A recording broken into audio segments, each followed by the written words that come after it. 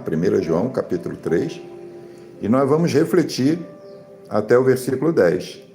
E o tema da live está escrito aí abaixo aí no seu vídeo, vencendo o pecado. Amém? Então vamos fazer a reflexão bíblica, vamos aprender mais da palavra de Deus junto, vamos crescer no conhecimento da verdade de nosso Senhor e Salvador Jesus Cristo. Vamos? Eu convido você a conhecer mais ainda a palavra de Deus comigo aqui nesta live. Então vamos lá. Vede que grande amor nos tem concedido o Pai. Lá em João, no Evangelho de João, quer dizer, esse mesmo João aqui que escreveu essa epístola, capítulo 3, versículo 16, lá diz assim: Deus amou o mundo de tal maneira que deu o seu Filho unigênito, para que todo aquele que nele crê não pereça, mas tenha a vida eterna. Então aí está o grande amor de Deus por nós. Vede que grande amor nos tem concedido o Pai. Deus prova o seu amor para conosco, em que Cristo morreu por nós, sendo nós pecadores. Então aí está uma grande evidência do amor, do grande amor de Deus para conosco. Vede. E aqui a palavra do Senhor está dizendo, vede, é para você enxergar.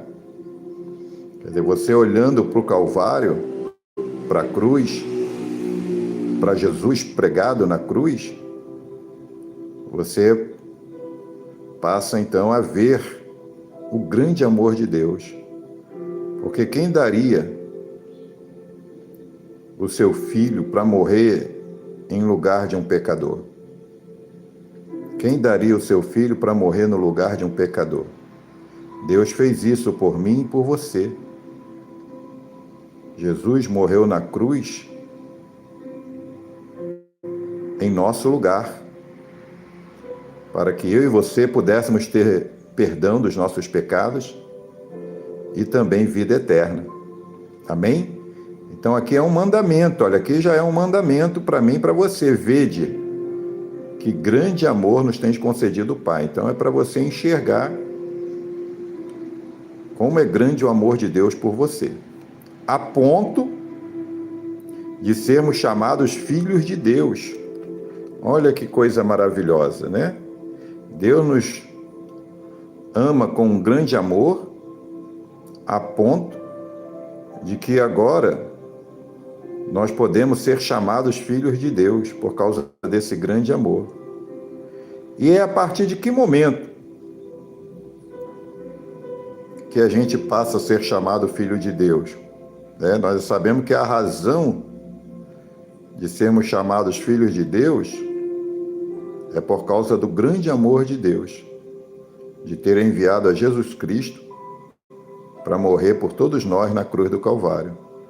Mas quando é que isso aqui se torna uma realidade? Lá em João,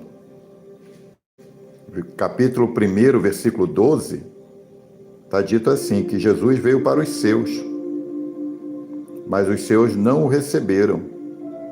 Mas a todos quantos o receberam, deu-lhes o poder de serem feitos filhos de Deus. João, capítulo 1, versículo 12.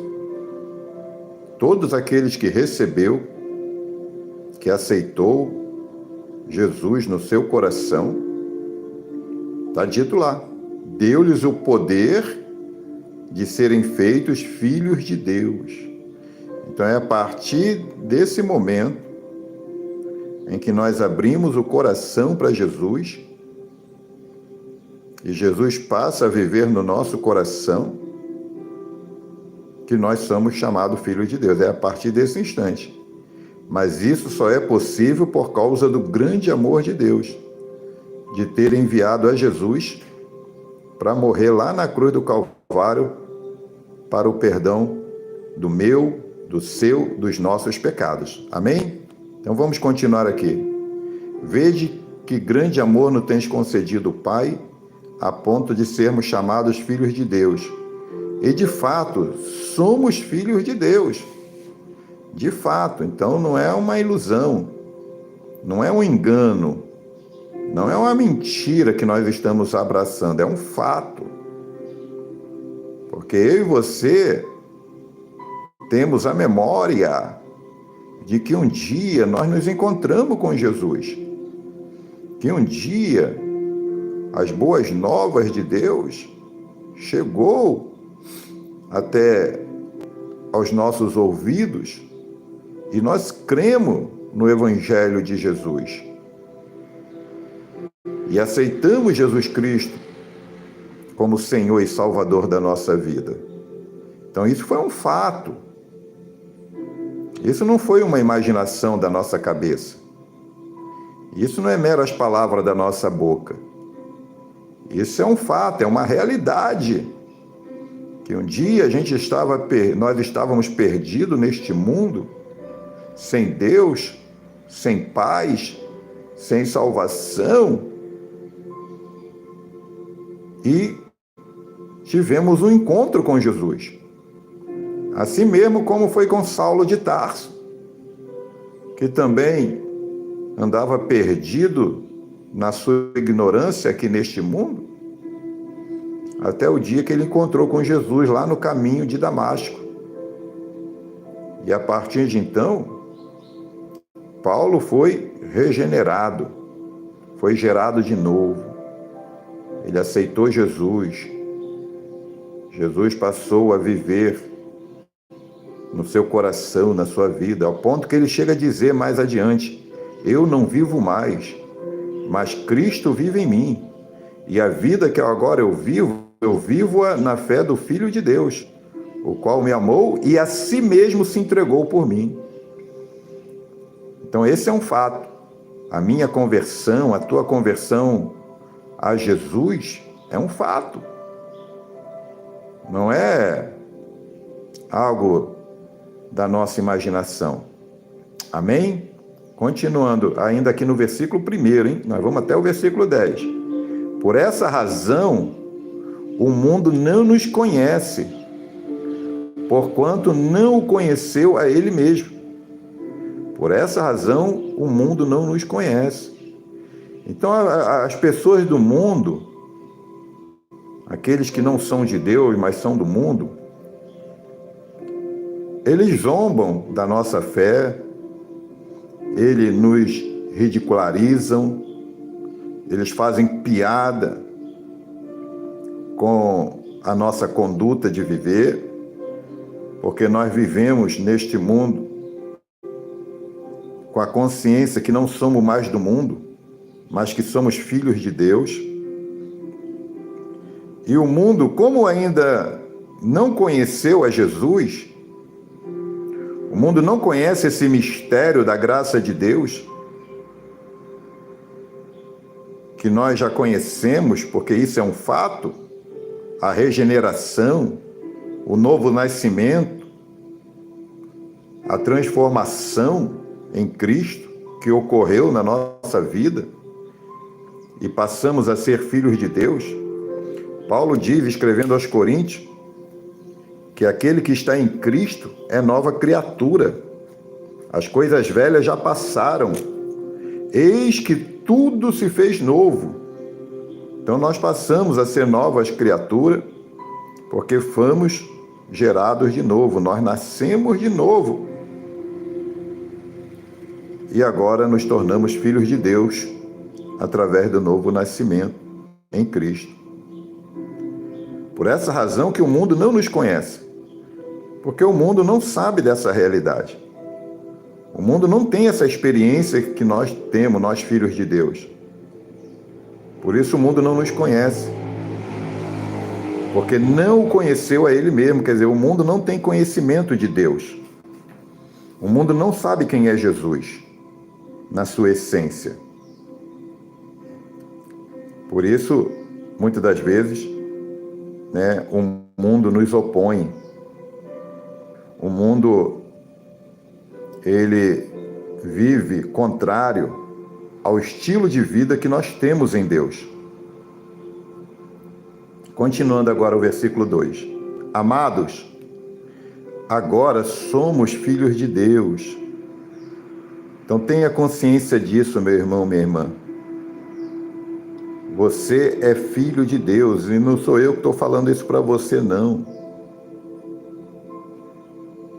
É aqui, ó, a palavra de Deus, amados, né? Olha só, Deus amou você com grande amor. Então você é amado de Deus. Você é amado na família de Deus. E é com você mesmo que a palavra de Deus está falando aqui nesse momento. Amados, agora. O que eu coloquei no título da live, né? Vencendo o pecado ainda hoje. Então hoje, agora, nesse momento, você, meu irmão, minha irmã, é um filho de Deus. Nós somos filhos de Deus. Então não deixe o diabo roubar essa verdade da tua consciência, da tua vida, de que você é um filho de Deus. E quem que é Deus? Deus é aquele que te criou. Deus é aquele que te deu vida. Deus é aquele que te salvou. Deus é aquele que perdoou os teus pecados em Cristo. Enfim, Deus é tudo. E sem Ele, nós não podemos fazer nada. E também não somos nada. Então Deus é tudo para mim e para você. E além disso, Ele é o nosso Pai. Vede que grande amor nos tens concedido o Pai. Amados, agora somos filhos de Deus. E ainda não se manifestou o que haveremos de ser. Ou seja, agora, escute bem, agora nós somos filhos de Deus. Está escrito aqui na palavra de Deus. E essa palavra é a palavra da verdade. Somos filhos de Deus. E na sequência aqui diz que ainda não se manifestou o que haveremos de ser. Quer dizer, ainda tem muito mais para acontecer na minha vida e na tua vida, meu irmão, minha irmã. Ser filho de Deus ainda não é tudo que nós vamos ser em Cristo. Porque está dito aqui, ó, e ainda não se manifestou o que haveremos de ser. Ou seja, Deus ainda tem promessas para cumprir na minha vida e na tua vida. Deus ainda tem muito mais coisas maravilhosas para operar na minha vida e na tua vida. De modo que vamos permanecer firme. Vamos continuar crescendo na graça e no conhecimento de Jesus Cristo, como temos feito aqui nas lives de reflexão bíblica. Essas lives que o Espírito Santo tem me inspirado a fazer é para a gente crescer no conhecimento de nosso Senhor e Salvador Jesus Cristo, porque Deus ainda tem muito mais para fazer na tua vida. O que Deus já fez até agora ainda não é nada comparado com o que Ele ainda tem para fazer. Porque o que Deus tem para fazer na tua vida vai de eternidade a eternidade. De eternidade a eternidade, Deus ainda vai manifestar muitas maravilhas na tua vida. Vamos continuar aqui no versículo 2. Sabemos que, quando Ele se manifestar, seremos semelhante a Ele. Então aqui está a revelação. Aqui está agora a revelação de uma das coisas que Deus vai fazer futuramente em mim e em você, filho de Deus. Nós que somos filhos de Deus. Isso é um fato. Está aqui, ó. É um fato que nós somos filhos de Deus. E a palavra de Deus está falando para os filhos de Deus. A palavra de Deus está falando para você, filho de Deus, filha de Deus. Olha aqui, ó, sabemos que quando ele se manifestar, seremos semelhantes a ele, porque haveremos de vê-lo como ele é. Quem é que a gente vai ver como ele é? Jesus. Nós vamos ver Jesus. Nós vamos ver Jesus como ele é. Oh, maravilha! Você já pensou nessa verdade? Você já parou algum momento da tua vida para pensar como é que vai ser isso? O que nós estamos vendo aqui na palavra de Deus, que nós vamos ver Jesus como ele é. Nós vamos ver Jesus como ele é. E João viu Jesus em glória. Eu vou levar você lá para Apocalipse primeiro, para você ter um vislumbre de como Jesus é. Olha aqui, ó. O próprio João aqui no Apocalipse, tá? Ele relata a visão que ele teve de Jesus glorificado. João viu Jesus glorificado. E a palavra de Deus diz que nós veremos ele como ele é, no seu estado de glória. Então vamos lá. Eu, João, irmão vosso e companheiro na tribulação, no reino e na perseverança em Jesus, achei-me na ilha chamada Pátimos. João estava preso nessa ilha aqui, ali no mar Egeu, né? No mar Egeu, né? No mar Egeu, ali em frente à Turquia, não é? Fica a cerca de uns 80 quilômetros ali da costa da Turquia, essa ilha chamada Pátimo. E ele estava ali em prisão, né? O imperador o prendeu nessa ilha chamada Pátimo, por causa da palavra de Deus e do testemunho de Jesus. Então aqui está uma evidência, né, de que os apóstolos foram perseguidos e maltratados, de muitos até mortos, por causa da palavra de Deus e do testemunho de Jesus. E João, lá nessa ilha, né, ele vai relatar aqui a visão que ele teve de Jesus glorificado. Isso está no primeiro capítulo do Apocalipse. Versículo 10. Achei-me em espírito. Então foi em espírito que ele teve a visão, não foi na carne. Não foi na carne, né? Ele estava em espírito, no dia do Senhor. Qual é o dia do Senhor? O domingo, não é? Então, num domingo, lá na ilha de Pátimo, João em espírito, diz aqui, ouvi,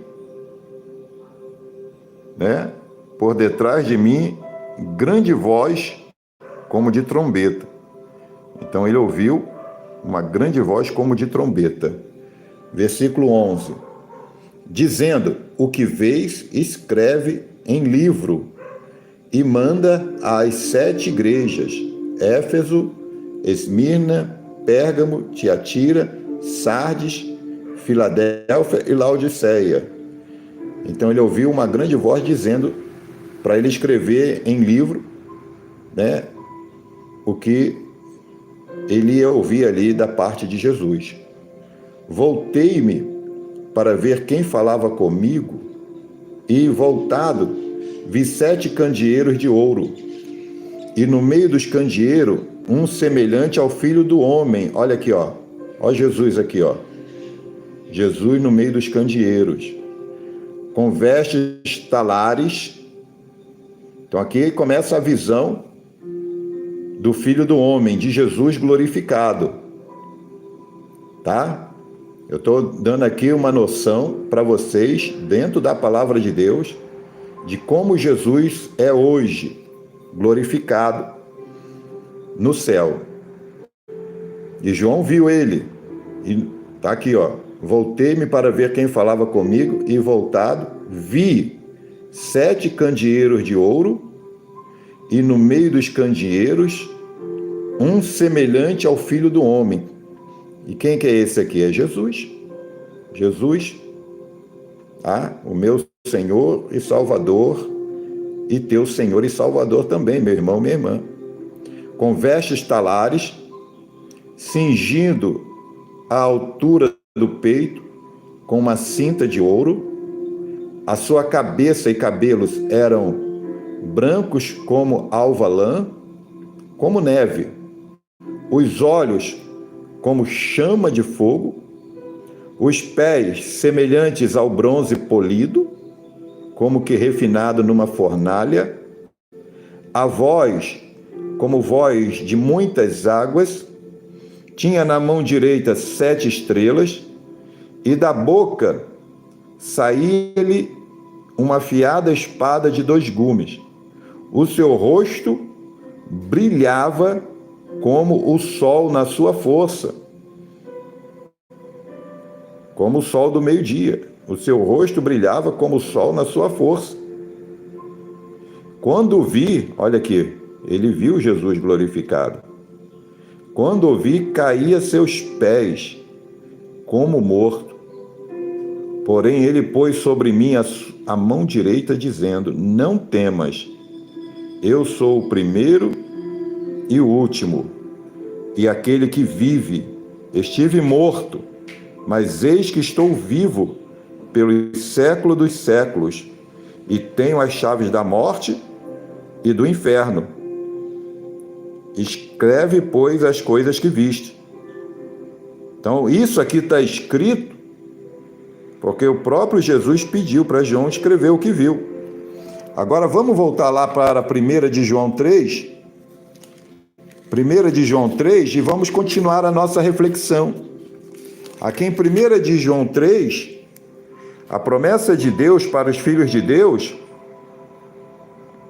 está aqui, ó. Seremos semelhante a Ele. Oh, maravilha!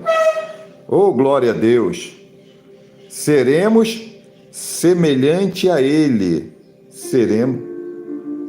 E eu te mostrei lá em Apocalipse 1 como é que Jesus é glorificado.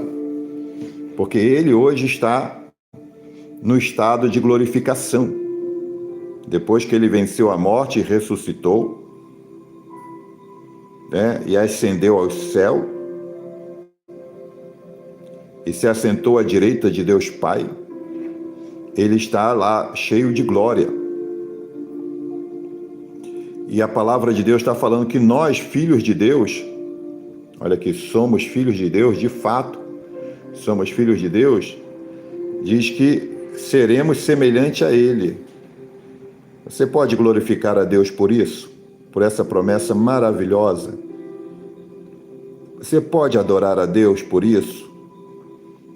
De Deus dizer que você será semelhante a Jesus. Hoje somos filhos de Deus.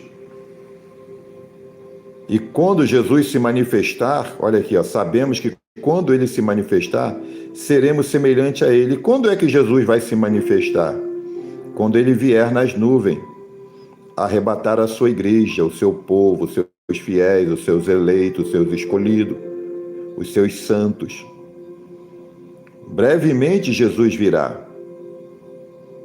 Lá em João, capítulo 14, Jesus diz assim, a partir do versículo 1: não se turbe o vosso coração. Credes em Deus, crede também em mim. Na casa de meu Pai há muitas moradas. Se não fosse assim, vô-lo teria dito. E se eu for e vos preparar lugar, virei outra vez. Para quê? Para que onde eu estiver, estejais vós também. Então Ele vai se manifestar ao rugir da última trombeta. E aqueles que morreram em Cristo ressuscitarão primeiro. Depois, aqueles que estiverem vivos na vinda do Senhor serão transformados. E todos, então, subirão ao encontro do Senhor nas nuvens e estarão para sempre com o Senhor. Então, essa manifestação aqui é o arrebatamento da igreja. e a partir daqui seremos semelhantes a Ele, porque haveremos de vê-lo como Ele é. Então, assim como João viu Jesus como Ele é hoje, lá na ilha de Pátimo, eu e você também vamos ver a Jesus como Ele é quando Ele se manifestar. Amém, meus irmãos? Amém, minhas irmãs? Pode crer nessa palavra, essa é a palavra de Deus, essa é a revelação de Deus para a tua vida. Creia nessa palavra, em nome de Jesus. Às vezes, meus irmãos, minhas irmãs, deixa eu falar uma verdade para vocês. Às vezes a gente vê pessoas aqui mesmo no Brasil e no mundo, né, que acredita no que jornalistas ímpios, inescrupulosos, sem caráter, escreve nos jornais que eles trabalham, e a pessoa até paga uma assinatura, né, compra um jornal para ler aquilo que foi escrito por pessoas sem caráter, sem princípios, e acredita naquilo lá que eles escreveram. E deixam de acreditar na santa palavra de Deus. Tem pessoas que não creem na palavra de Deus.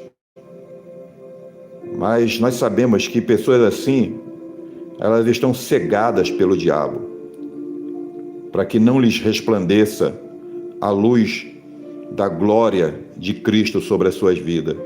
Mas você, meu irmão, minha irmã, que de fato é um filho de Deus, receba essa palavra no teu coração, que diz aqui para você que quando Jesus se manifestar, você vai ser semelhante a Ele, porque todos nós que também somos filhos de Deus, haveremos de vê-lo como Ele é. Amém?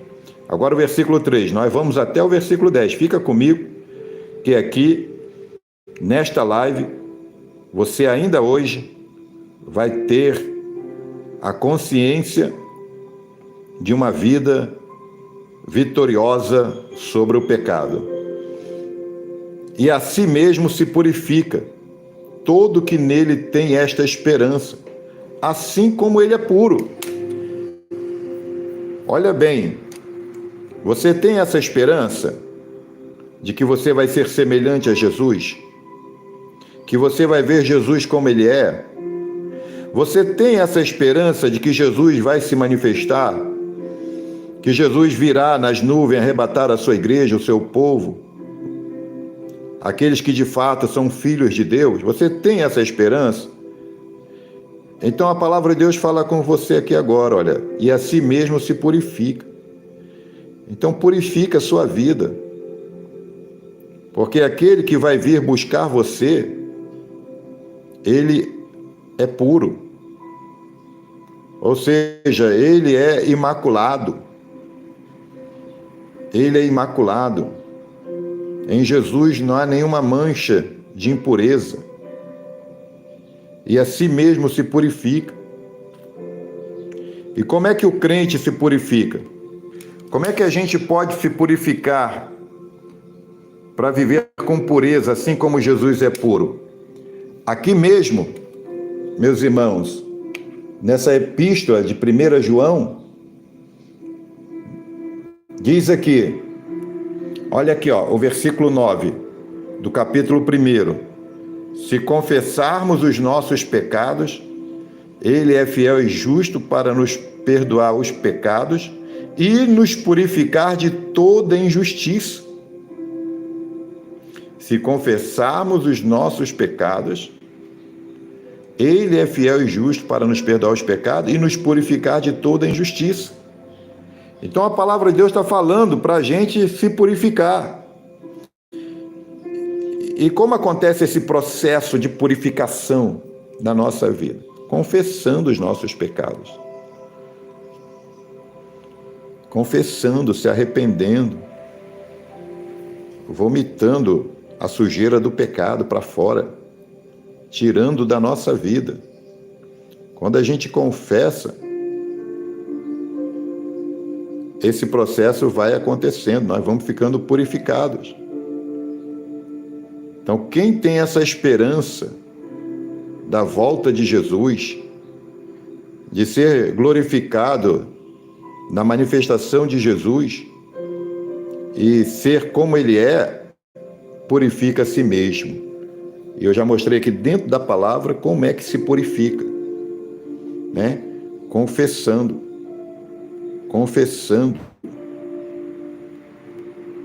os seus pecados. E aí o milagre da purificação vai acontecendo. Amém? Versículo 4. Todo aquele que pratica o pecado também transgride a lei, porque o pecado é a transgressão da lei. Então, o conselho das Sagradas Escrituras para os filhos de Deus é se purificar. Porque aquele que não se purifica vive na prática do pecado. E todo aquele que pratica o pecado também transgride a lei. O que é a transgressão da lei aqui na palavra de Deus? É a desobediência aos mandamentos de Deus. Porque nós, cidadãos do céu, nós, filhos de Deus, nós temos mandamentos de Deus para observarmos e cumprirmos. Nós temos princípios para reger a nossa vida.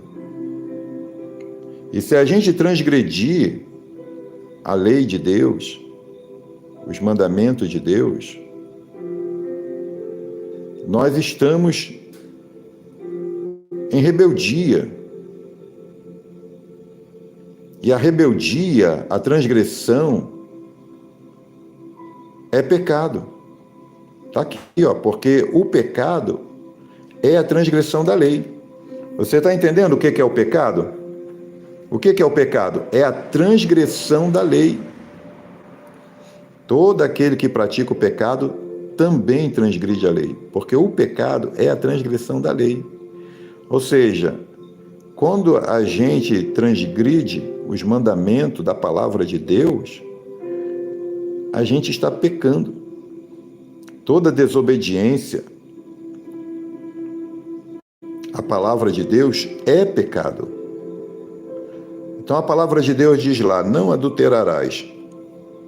E aí você vive com um caso na sua vida, né? Você que é casado. E aí tem outra pessoa com quem você tem uma outra relação amorosa, afetiva, sexual. E vive dessa forma. E a palavra de Deus diz, não adulterarás. O que está acontecendo? Você está transgredindo a lei de Deus.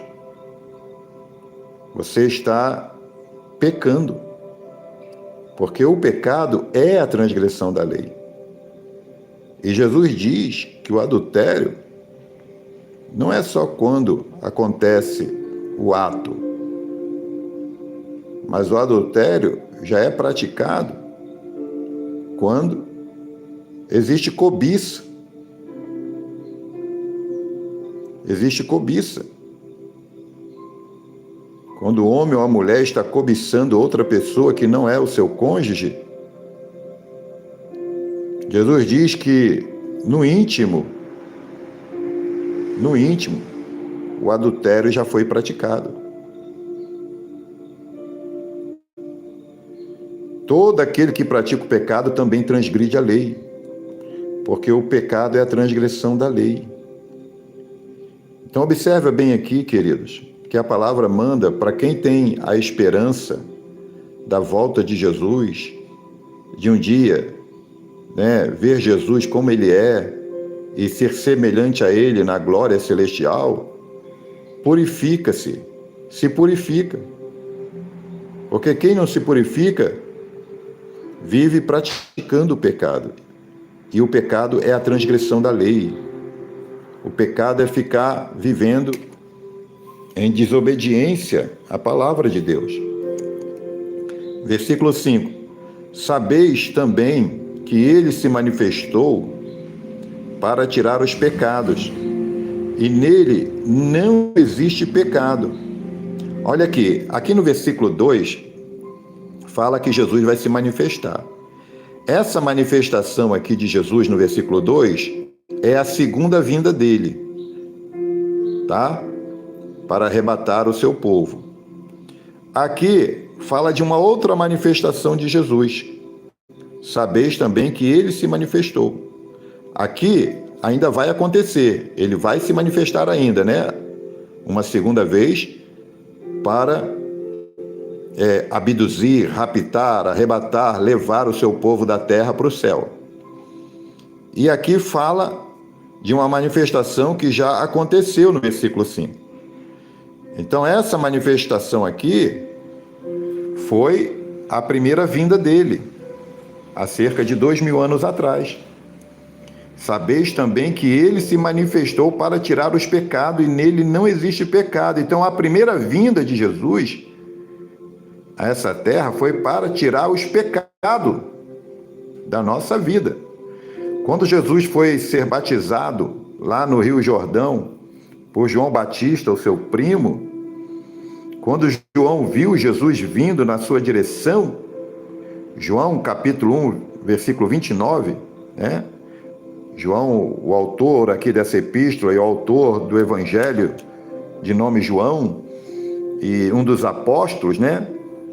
Diz que quando João Batista, o primo de Jesus, viu Jesus vindo na sua direção, está no capítulo 1 e versículo 29 do Evangelho de João, João Batista disse assim: eis o Cordeiro de Deus, que tira o pecado do mundo. Então aí está uma prova bíblica de que Jesus veio para tirar o pecado do mundo, da minha vida, da tua vida. Sabeis também que ele se manifestou para tirar os pecados, e nele não existe pecado. E aquele que tem o poder de tirar o pecado da minha vida e da sua vida, nunca pecou, nunca existiu pecado nele. Jesus nem sombra de pecado teve. Então ele tem todo o poder e autoridade de tirar o pecado da minha vida e da sua vida. E quando ele se manifestou a primeira vez aqui na Terra, há cerca de 2000 anos atrás, ele se manifestou com esse propósito, de tirar os pecados. Amém? Agora nós vamos para o versículo 5. Versículo 5 de 1 João 3. Aliás, versículo 6, né? O versículo 5 nós já refletimos. Agora o versículo 6. Está aqui, ó. Todo aquele que permanece nele não vive pecando. Todo aquele que vive pecando não o viu, nem o conheceu. Então o título da live é... Qual é o título da live? Vencendo o pecado. E aqui está, tá? Um meio da graça de Deus para a gente vencer o pecado. Todo aquele que permanece nele, nele quem? Em Jesus. Em Jesus, aquele que veio tirar o pecado do mundo. Todo aquele que permanece nele, que permanece em Jesus, não vive pecando. Ou seja, como é que se vence o pecado? Vivendo uma íntima comunhão com Jesus dia após dia. Quando a gente vive em Cristo, quando a gente vive em perfeita união com Jesus, olha aqui, ó, não vive pecando. Todo aquele que permanece nele não vive pecando. E como é que a gente permanece em Cristo? Como é que a gente permanece nele? Lá em João, capítulo 15, versículo 7, diz que se vós estiverdes em mim e as minhas palavras estiverem em vós, pedirei tudo o que quiserdes e vos será feito. Então, nós permanecemos em Cristo quando a palavra dele, o Evangelho, está enraizado em nosso coração, em todo o nosso ser, quando o nosso espírito, alma e corpo está completamente tomado pelo Evangelho. quando o Evangelho está plantado no nosso coração, é aí que nós estamos permanecendo em Cristo. E quem permanece em Cristo não vive pecando. Ou seja, é impossível viver pecando quando se está em Cristo. Quem está em Cristo não vive pecando.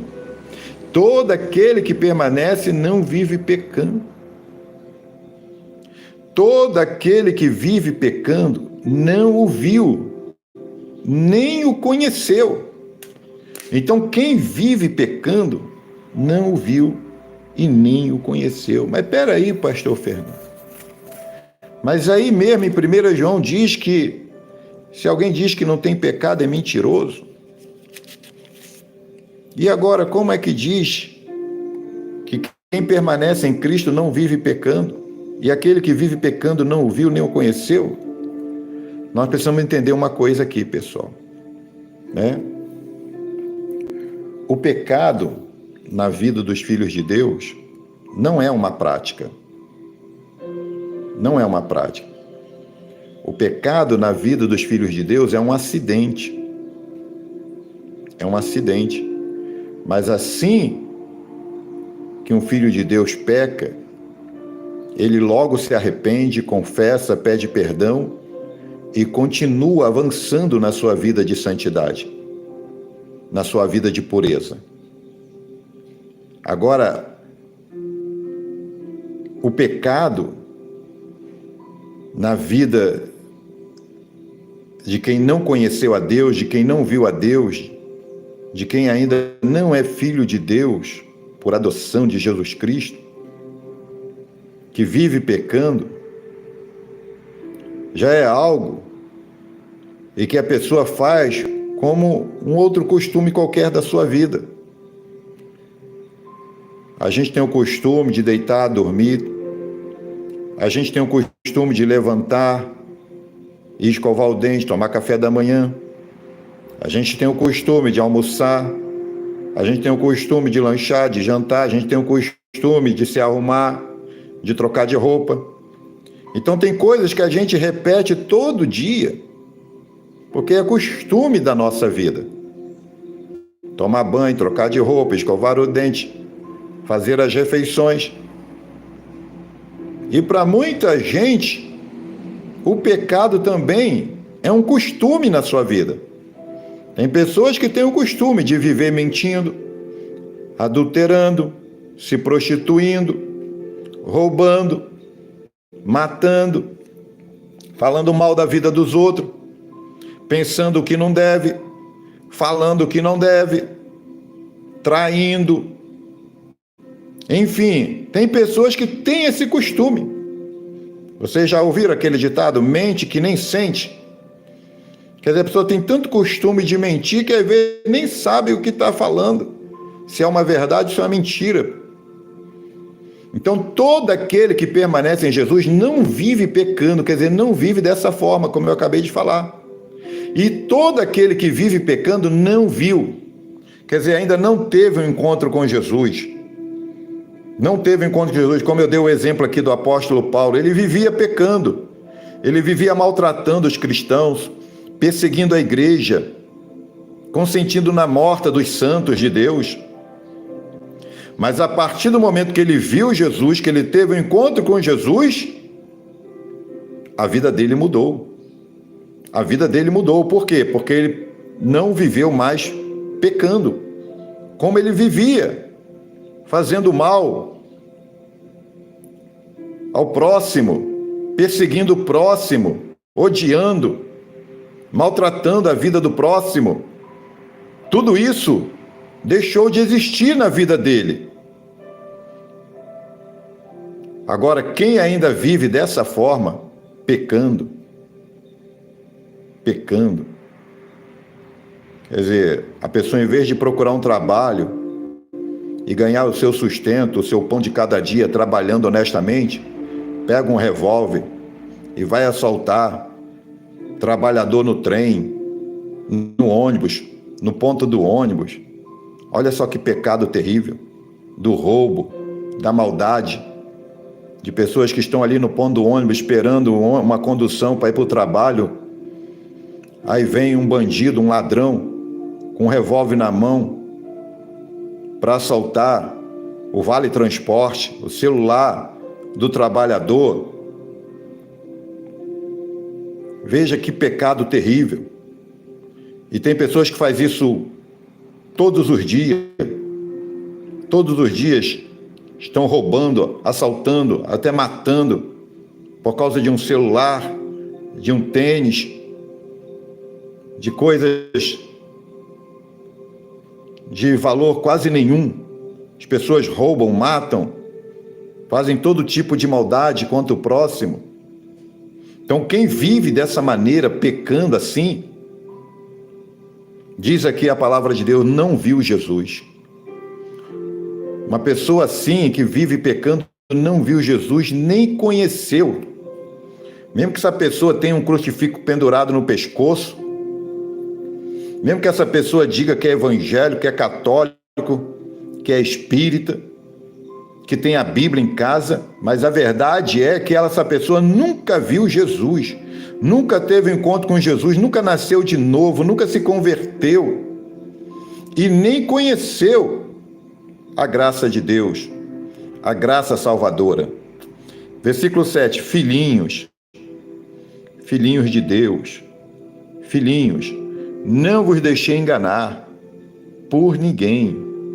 Aquele que pratica a justiça é justo, assim como ele é justo. Então, quem se purifica é puro como Jesus é puro. E quem pratica a justiça é justo. Então, nós nos tornamos justos quando aceitamos Jesus. Quando aceitamos Jesus, quando fomos justificados por Deus. E agora, na condição de justo, porque fomos justificados por Deus pela fé em Cristo, nós passamos a praticar a justiça. Nós temos que praticar aquilo que é correto, aquilo que é direito. Porque o nosso Jesus, ele é justo. Ele é justo. Nós não vivemos pecando, porque o pecado também é uma injustiça. É uma injustiça. É injustiça. O aposentado vai lá no caixa do banco tirar o seu dinheirinho da sua aposentadoria que ele trabalhou a vida inteira pagando o INSS. Vai lá tirar a sua aposentadoria e aí do lado de fora do banco está o bandido esperando ele para assaltá-lo. Para assaltá-lo. Então essa pessoa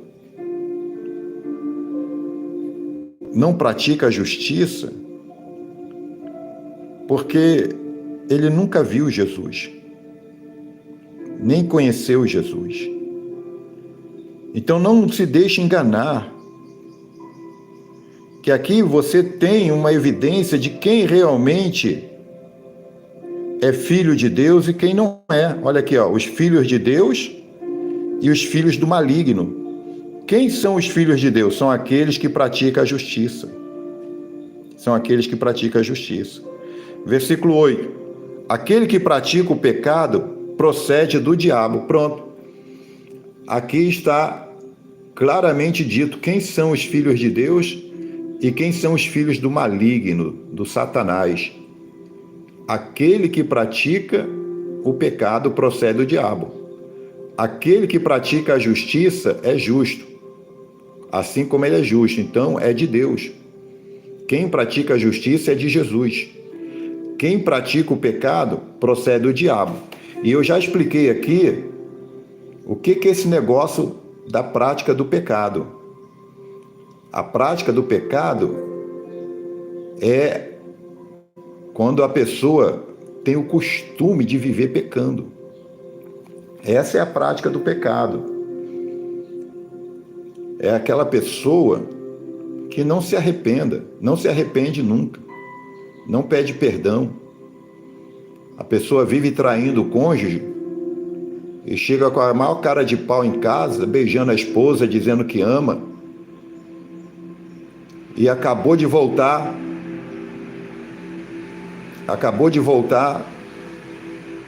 da traição. Estava traindo a mulher na rua, estava traindo o cônjuge na rua, e vai para casa e chega com um sorriso, beijando, e um estafado ainda diz que ama a esposa. Então, quem vive na prática do pecado é aquela pessoa que tem o costume de pecar e nem se arrepende disso. Você sabe o que eu estou falando, meu amigo, minha amiga? Aquela pessoa que está traindo, em vez de se arrepender e se ajoelhar nos pés do cônjuge e pedir perdão pela traição, não. Chega em casa como se tivesse feito nada de errado. E no outro dia vai e faz a mesma coisa. E vive ano dessa maneira, e vive a vida toda dessa forma. Então esse é o que pratica o pecado. É esse que vive como se não estivesse fazendo nada de errado. Quer dizer, a pessoa, quando casa, assume um compromisso de fidelidade, faz uma aliança. Ou vocês acham que quando a gente coloca um anel, quando a pessoa casa, coloca um anel no dedo do outro, aquilo ali é uma palhaçada, é uma brincadeira? Não, isso não é palhaçada, não. Isso é um compromisso de fidelidade, de respeito, de amor mútuo, de que um vai viver apenas para o outro, que não vai haver um terceiro na relação. Mas tem gente que faz isso como se estivesse fazendo uma brincadeira, ou coisa nenhuma. Coloca lá o anel, diz que vai ser fiel até a morte, mas já casa traindo, já casa tendo um outro caso. Então esses são exatamente quem vive na prática do pecado. Mas olha aqui o que a palavra de Deus diz: aquele que pratica o pecado procede do diabo. Meu Deus, meu Deus, meu Deus. Então quem vive praticando o pecado procede do diabo. Então não tem nada de Deus, não é filho de Deus, não tem a promessa de ser como Jesus é. Porque aqueles que têm a promessa de um dia ser como Jesus é, quando Jesus se manifestar, quando Jesus vier arrebatar os seus fiéis, só vai ser transformado em glória, na mesma glória que Jesus tem, aqueles que se purificam, aqueles que praticam a justiça, aqueles que são filhos de Deus. Porque aqueles que vivem na prática do pecado procede do diabo. Procede do diabo. Porque o diabo vive pecando desde o princípio. Então, quem vive pecando, está vivendo como o diabo vive desde o princípio. O diabo não ama. O diabo odeia. O diabo não quer o bem de ninguém. O diabo só quer o mal de todo mundo. O diabo não vive na luz. Ele vive nas trevas. Ele é o príncipe das trevas deste século. Está lá em Efésios 6. E quem vive praticando o pecado procede do diabo, porque o diabo vive pecando. E quem é o diabo? É o maligno, é o Satanás, é a antiga serpente, é o dragão, enfim, é o tentador, é aquele que quer destruir a minha vida, a tua vida. Para isto se manifestou o Filho de Deus. Aqui, Filho de Deus com F maiúsculo, porque está se referindo a Jesus, tá? Então, para isto se manifestou Jesus, para destruir as obras do diabo. Então, manifestou aqui é uma referência à primeira vinda de Jesus. Jesus veio para tirar o pecado do mundo, não é? Como está lá em João 1:29, eis o Cordeiro de Deus que tira o pecado do mundo. E aqui a gente tem uma outra revelação de um outro propósito na primeira vinda de Jesus. Jesus veio também, há cerca de 2000 anos atrás, para destruir as obras do diabo. E quais são as obras do diabo, meu amigo, minha amiga? Quais são as obras do diabo, meu irmão, minha irmã? Temos aqui mais de 120 pessoas na live. E a palavra de Deus está dizendo aqui para a gente que Jesus, o Filho de Deus, se manifestou para destruir as obras do diabo. E que obra do diabo é essa que está falando aqui? São a tentação, são as tentações. São as tentações, ele é o tentador. Essa é a obra dele. Tentar a mim, tentar a você, para nos derrubar, para nos tirar da presença de Deus, para nos fazer cair em pecado. Essa é a obra do diabo. E Jesus veio para tirar o pecado das nossas vidas e veio também para destruir as obras do diabo, para impedi-lo de ficar nos tentando. Como está lá em Hebreus.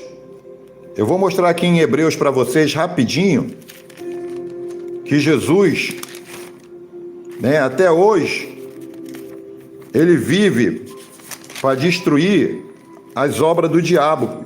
Hebreus 2, versículo 17 e 18. Olha aqui, eu estou em Hebreus 2, versículo 17. Por isso mesmo, convinha que em todas as coisas se tornasse semelhante aos irmãos, para ser misericordioso e fiel sumo sacerdote nas coisas referentes a Deus, e para fazer propiciação pelos pecados do povo, pois naquilo que ele mesmo sofreu, tendo sido tentado, Jesus também foi tentado quando veio aqui como homem. Jesus, como homem, ele foi tentado. Lá em Mateus 4, a palavra de Deus nos revela Jesus sendo tentado pelo diabo no deserto. Então, vou repetir o versículo 18. Pois, naquilo que ele mesmo sofreu, tendo sido tentado, é poderoso para socorrer os que são tentados. Então, é aqui que Jesus age, destruindo as obras do diabo, porque ele é o tentador. É ele que fica arrumando, preparando ciladas, laços, para nos amarrar, nos escravizar no pecado. Então Jesus foi tentado, ele sabe o que é sofrer tentação. E agora ele está cheio, ele tem todo o poder nos céus e na terra para socorrer os que são tentados.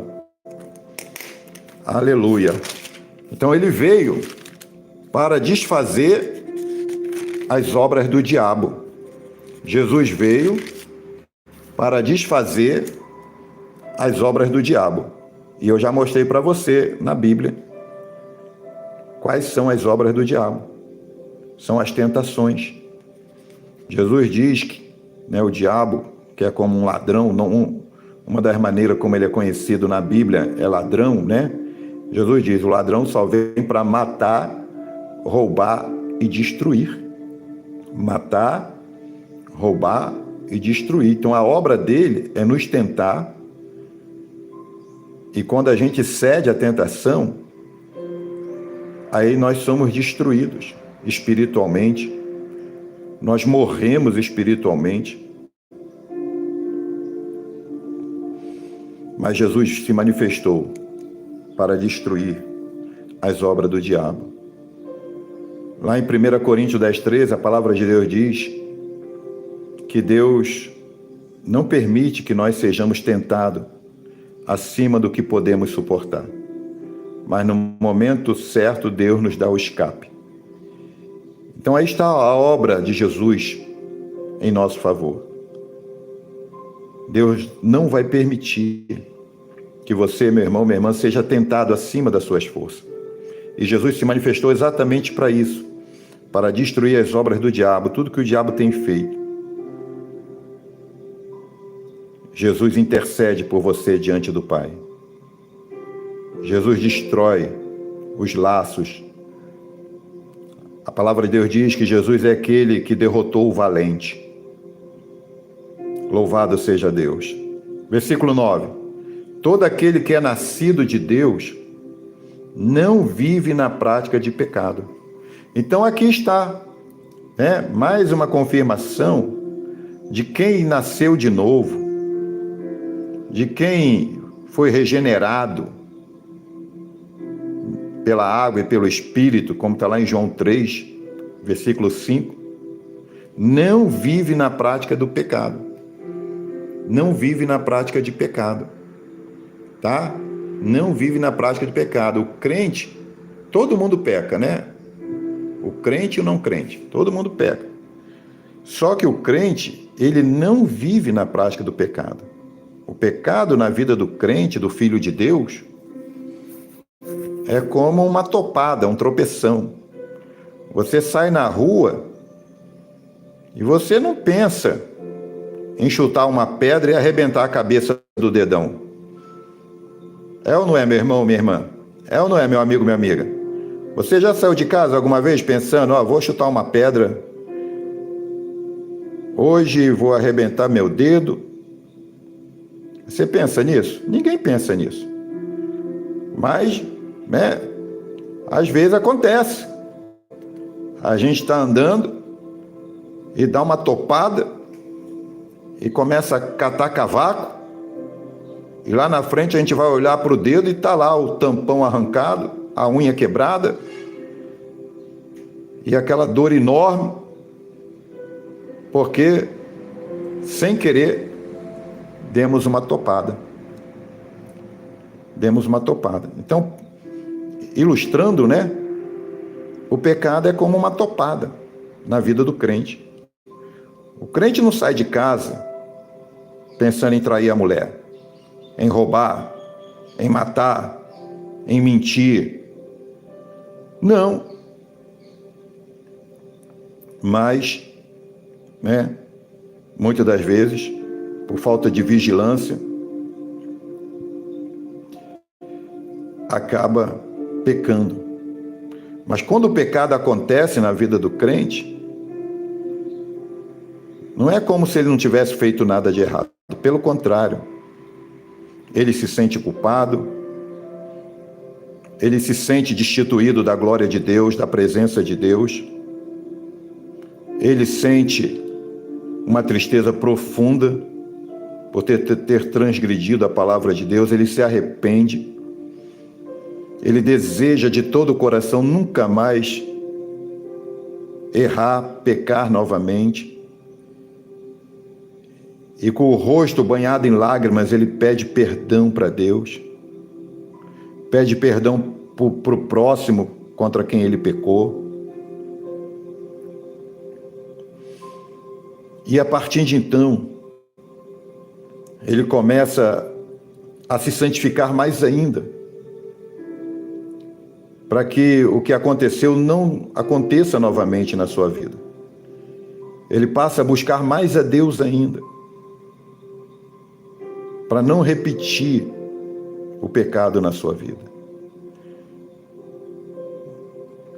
É assim que o crente vive. Mas aquele que não é nascido de Deus, ele pratica o pecado, ele vive na prática do pecado. Agora, todo aquele que é nascido de Deus não vive na prática do pecado.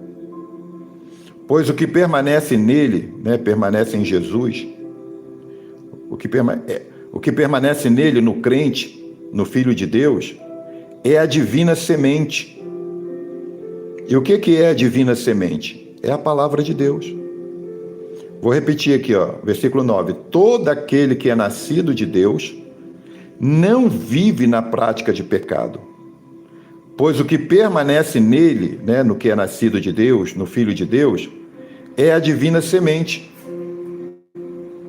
E o que é a divina semente na Bíblia? É a palavra de Deus. Lembram da parábola do semeador? Que o semeador saiu semeando e uma parte da semente caiu à beira do caminho, outra parte da semente caiu entre as pedras, outra parte da semente caiu entre os espinhos e outra parte da semente caiu em boa terra. Então, o que são os terrenos onde a semente caiu? É o coração do homem. E o que é a semente na parábola do semeador? É a palavra de Deus. Na parábola do semeador, ali Jesus revela que existem diferentes tipos de coração, que cada um recebe a palavra de Deus de um jeito.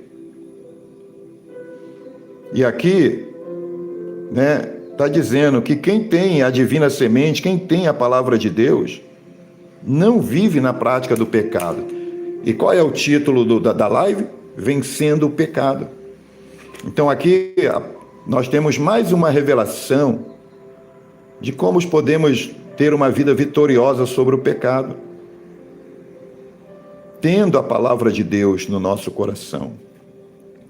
Se a gente vive em comunhão com a palavra de Deus, se a gente vive lendo, ouvindo, meditando, guardando a palavra de Deus no nosso coração, jamais viveremos na prática de pecado. Porque é impossível. Quem está ocupado com a palavra de Deus, com a leitura da palavra de Deus, com a meditação da palavra de Deus, quem está ocupado anunciando a palavra de Deus, não tem tempo para viver praticando o pecado. Então, como que hoje eu posso vencer o pecado? Como que hoje você, meu amigo, minha amiga, pode vencer o pecado? Através da palavra de Deus. Todo aquele que é nascido de Deus não vive na prática de pecado, pois o que permanece nele, quer dizer, no que é nascido de Deus, em quem é filho de Deus, o que permanece nele é a divina semente. Então, desde o momento que nós ouvimos o Evangelho e cremos no Evangelho e abraçamos o Evangelho com todo o nosso espírito, alma e corpo, não tem como mais viver na prática do pecado. É por isso que quem está em Cristo é uma nova criatura. E as coisas velhas passaram, quer dizer, a vida de pecado passou. E tudo se fez novo, quer dizer, passa a ter uma nova vida com Deus, para Deus. Uma vida de pureza, uma vida de justiça, uma vida de santidade. 10. Chegamos aqui no último versículo dessa reflexão. Nisto são manifestos os filhos de Deus. Nisto, olha agora. Nós vamos ter aqui mais uma evidência de como você pode identificar um filho de Deus. Nisto são manifestos os filhos de Deus e os filhos do diabo. Agora, meu amigo, minha amiga, você vai saber mais uma vez quem é filho de Deus e quem é filho do diabo. Todo aquele que não pratica justiça não procede de Deus. Então está aqui. Todo aquele que não pratica a justiça.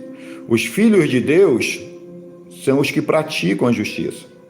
Os filhos do diabo são os que não praticam justiça. Então, aqueles que andam correto, direito, fazendo o que é reto, esses são os filhos de Deus. Aqueles que andam sendo injustos, imorais, aqueles que andam tirando o direito do outro, são aqueles que não praticam a justiça. Esses são os filhos do diabo. Vou repetir. Nisto são manifestos os filhos de Deus e os filhos do diabo. Todo aquele que não pratica a justiça não procede de Deus. Está dando para você entender quem é filho de Deus e quem é filho do diabo. Quem não pratica justiça não procede de Deus, procede do diabo. Não tem meio termo. A palavra de Deus não deixa ninguém em cima do muro. Ou você pratica justiça porque é filho de Deus, ou você não pratica justiça porque você é filho do diabo. Não tem coluna do meio. Quem você é? Filho de Deus ou filho do diabo? Se você pratica justiça, você é filho de Deus. Se você não pratica justiça, você é filho do diabo. Simples assim. Simples assim. E vamos dormir com esse barulho. Não adianta viver enganado. Olha aqui, ó, o versículo 7. Filhinho, não vos deixeis enganar por ninguém, nem por nós mesmos. Se a gente não deve deixar ninguém nos enganar, nós também não devemos deixar a gente se enganar a si mesmo. Nós não podemos viver enganado, fazendo tudo que é coisa errada, fazendo maldade, praticando a corrupção, fraudando, roubando, sendo injusto na vida e depois dizer ou se achar filho de Deus. Não é. Não é. Não é. Esses são os filhos do diabo, aqueles que não praticam a justiça. Porque diz que quem não pratica a justiça não procede de Deus. E para terminar, nem aquele que não ama seu irmão. Então aqui está mais uma evidência de quem é filho de Deus e quem é filho do diabo. Aquele que não ama seu irmão não é filho de Deus, é filho do diabo. Porque Deus é amor. Deus é amor. Então, meu amigo, minha amiga, não existe união entre a luz e as trevas. Não existe concórdia entre o bem e o mal. Não existe comunhão entre a justiça e a injustiça. Uma coisa é uma coisa, outra coisa é outra coisa. Quem é filho de Deus ama seu irmão. Quem é filho do diabo não ama seu irmão. Simples assim. E aí você tem mais uma evidência de quem é filho de Deus e quem é filho do diabo. Quem não ama seu irmão não procede de Deus. Não é filho de Deus. E se não é filho de Deus, resta só ser filho do diabo. Então o que tem aí no teu coração? Tem amor? Você ama seu irmão, seu próximo? Hein? E no Evangelho, queridos, nós somos ensinados a amar até o inimigo. Até o inimigo. Então você tem amor a todos? Ou você odeia? Ou você sente raiva de muitas pessoas? Ou você quer esganar alguém? Ou você vive pensando em matar alguém, de tanta raiva que você tem de certa pessoa? Se você vive assim, você não procede de Deus. Simples assim. E vamos dormir com esse barulho. Quem não ama seu irmão não procede de Deus. Então reflita aí na palavra de Deus e descubra quem você é, filho de Deus ou filho do maligno. Eu quero crer que você que me ouve agora já é um filho de Deus, para que você possa continuar recebendo as bênçãos de Deus, para que as promessas de Deus possam se cumprir na sua vida. Agora, queridos irmãos, nós vamos orar Nós vamos orar, vamos pedir a bênção de Deus. Vamos pedir para que essa palavra não caia no nosso esquecimento, mas fique gravada na tábua do nosso coração. E vamos orar uns pelos outros. Mas antes de eu fazer a oração da fé, eu quero pedir a todos vocês, meus amigos, minhas amigas, deixem o joinha na live. É de graça, é só clicar aí no gostei. E por que eu estou pedindo isso? Não é por vaidade, é para que outras pessoas sejam alcançadas com a palavra de Deus. Me ajude a anunciar a palavra de Deus. Vamos junto espalhar as boas novas de salvação para todo mundo. Quando você coloca aí o gostei, quando você clica aí no positivo, o YouTube entende, né, que o conteúdo é bom e aí faz com que outras pessoas sejam notificadas. E assim a palavra de Deus vai alcançando mais pessoas. Então deixa aí o teu joinha, tá bom? Se puder também compartilha a live com seus amigos, familiares, parentes, com os grupos que você faz parte. E se você não é inscrito no canal, se inscreva, também é gratuito. É só clicar aí na palavra aí embaixo aí, inscrever-se, inscreva-se e pronto. Você é mais um inscrito do canal. E para que isso? Para que quando a gente entrar aqui ao vivo, você também possa ser notificado e participar da reflexão da palavra de Deus que nós temos feito sempre aqui, todos os dias. Todos os dias nós estamos aqui no canal Pastor Fernando Reis de Oliveira, fazendo uma reflexão bíblica, ou 2 ou 3, tá bom? Então, vamos orar então? E ainda antes de começar a orar, eu quero dar aqui um bem-vindo para Marta dos Santos, Silvana Rodrigues, Ricardo Dantas, Paulo Henrique, Rayon, todos vocês, meus amigos, minhas amigas, sejam todos bem-vindos. E eu vou pedir a vocês, meus amigos, minhas amigas, que deixem o pedido de oração de vocês nos comentários da live. E podem crer que eu vou estar orando por todos os pedidos, por todos os nomes que vocês colocarem nos comentários dessa live.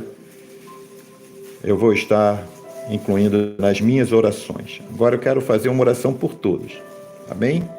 Maravilhoso Deus, eterno Pai, Pai do nosso Senhor e Salvador Jesus Cristo. Queremos te dar graças, Senhor, por esse novo dia de vida, de paz, de salvação. Queremos te agradecer, Senhor, pelo teu grande amor. Queremos te agradecer, Senhor, por ter enviado a Jesus Cristo, teu amado Filho, para morrer em nosso lugar na cruz do Calvário. E obrigado, ó Deus, pela nova vida em Cristo, por ter, ó Deus, nos tirado das trevas e ter nos transportado para a tua maravilhosa luz. Deus, verdadeiramente tu és aquele que nos ama e que no teu próprio sangue nos lavou dos nossos pecados. Oh, Pai amado e querido, eu quero agora, Pai, junto com meus irmãos, minhas irmãs, os meus amigos e amigas aqui neste canal, desta plataforma, Senhor, pedir perdão, Pai, arrependido de todos os pecados que temos cometido, de toda a transgressão da Tua palavra, Senhor, que temos feito. Perdoa a nossa rebeldia, perdoa os nossos erros, as nossas fraquezas, as nossas iniquidades, Senhor. Perdoa, Pai, tudo aquilo que falamos que não deveríamos ter falado, tudo aquilo que pensamos e não deveríamos ter pensado. Perdoa, Deus, todas as nossas atitudes equivocadas, contraditórias, desumanas. Oh, meu Deus, tudo, Pai, que não procede de Ti, que temos feito, nos perdoe agora, Pai, em nome de Jesus, e derrama, Senhor, o sangue do Cordeiro sobre a nossa vida e nos purifica, ó Deus, de toda a imundícia do pecado, em nome de Jesus, e cremos, Senhor, que através do poder do sangue purificador e propiciatório e expiador de Jesus, a nossa alma ficará mais alva do que a neve, mais branca do que a pura lã. Oh Deus, e agora, Pai, Eu quero te pedir a tua bênção, a bênção que enriquece e não acrescenta dor nenhuma a todos que estão comigo aqui, Senhor, nesta live, a todos teus filhos e tuas filhas, Senhor. Tu sabe qual é a maior necessidade da vida de todos eles. E eu creio, ó Deus, que tu és poderoso para suprir todas as necessidades em glória por Cristo Jesus na vida dos teus filhos. Aqueles que estão enfermos, ó Deus, venha curá-los. Jesus, tu és o médico dos médicos. Não há enfermidade que o Senhor não possa curar. Por isso, Senhor, opera o milagre da cura divina agora em todos que me ouvem. Meu Deus, aqueles que estão desempregados, precisando de um novo emprego, precisando de ter uma renda, um salário para a manutenção da sua vida, da sua casa, da sua família. Senhor, vem abrir as portas de emprego agora, Pai bendito. Em nome de Jesus, dê um novo emprego a este teu filho, a esta tua filha. Aqueles que estão planejando abrir um negócio, de empreenderem, Senhor, ó Deus, de investirem em algo, Pai, em nome de Jesus, dê sabedoria, dê entendimento para fazerem o negócio que sonham e que venha prosperar, ó Deus, em tudo que fizerem, com honestidade, em nome de Jesus. Senhor, aqueles que têm uma causa na justiça, que o Senhor venha, Senhor, fazer com que essas causas sejam julgadas e que o teu filho, a tua filha receba a vitória, no nome do Senhor Jesus, em nome de Jesus. Pai santo e querido, aqueles que vão prestar concurso público, oh meu Deus, abençoe na hora da prova, que o Senhor os ajude a lembrar de tudo aquilo que eles têm estudado, e que possam ser classificados e chamados para um novo emprego através deste concurso. Oh, meu Deus! Venha, Senhor, visitar a todos, a cada família representada que me ouve agora. Que o Senhor venha guardar cada lar, ó Deus, cada família, de todos que me ouvem, acampando o teu anjo ao redor de cada lar, e protegendo essas famílias, Senhor, contra toda seta do mal. Oh, meu Deus, eu coloco essas famílias nas tuas mãos. Senhor Deus, venha abençoar também as vítimas das chuvas, das enchentes ali no Rio Grande do Sul. Tem misericórdia, Pai, daquela população que está ali, Senhor, flagelada pela calamidade. Ah, Senhor, que eles possam triunfar sobre todo o mal que tem acontecido ali no Rio Grande do Sul, meu Deus. Dê graça, dê força, dê ânimo. Ajude a todos a restaurarem as suas casas, a recuperarem aquilo que perderam, Pai, em nome de Jesus. Eu quero colocar, Senhor, todo o povo do Rio Grande do Sul nas tuas mãos. A todo o Brasil que tem sofrido, Senhor, com as tragédias que têm acontecido ali nos últimos dias no sul do país. Em nome de Jesus, dê vitória a todos que estão sofrendo com a calamidade, Pai. Nesse momento, em nome de Jesus, Tu és o Deus de toda graça, de toda misericórdia, de toda bondade. Por isso que eu te peço, Deus, e já te agradeço, em nome de Jesus. Em nome de Jesus. Amém, meus amigos? Amém, minhas amigas. Graça e paz a todos vocês. Louvado seja o nome do Senhor. Nós vamos encerrar a live, mas quero agradecer mais uma vez de coração a todos vocês que têm participado aqui da live deste canal. Que vocês tenham uma semana de muita paz, uma semana de muitas alegrias, de muitas conquistas, de muitas vitórias, e que Deus continue derramando bênçãos e mais bênçãos, bênçãos sem medidas sobre todos vocês. Recebam agora a bênção sacerdotal e a bênção apostólica. Que Deus te abençoe e te guarde. Que Deus faça resplandecer o seu rosto sobre ti e tenha misericórdia de ti. Que o Senhor te abençoe, que o Senhor sobre ti levante o seu rosto e te dê a paz. Que a graça do Senhor Jesus Cristo e o amor de Deus e a comunhão do Espírito Santo seja com você e sua família, agora e para sempre. Amém. Amém, pessoal. Até a próxima live.